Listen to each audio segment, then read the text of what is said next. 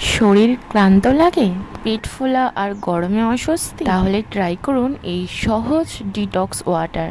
উপকরণ খুবই সাধারণ কিন্তু ফায়দা অনেক বেশি। সকালে এই পানি খেলে শরীর থাকবে একেবারে ফ্রেশ, তাই ঘরে বসেই বানিয়ে নেন এই হেলদি সুপার ডিটক্স ওয়াটার।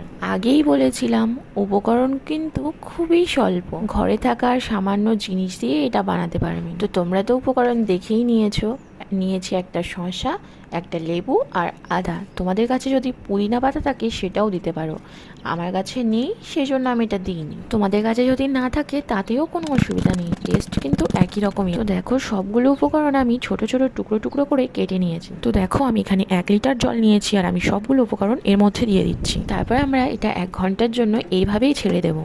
তারপর আমাদের কাছে ready super duper healthy weight loss water. শোনো, বাড়িতে কিন্তু এটা তৈরি করতে একদমই ভুলো না। তো বাই গাইস, ভালো থেকো, সাবধানে থেকো, সুস্থ থেকো।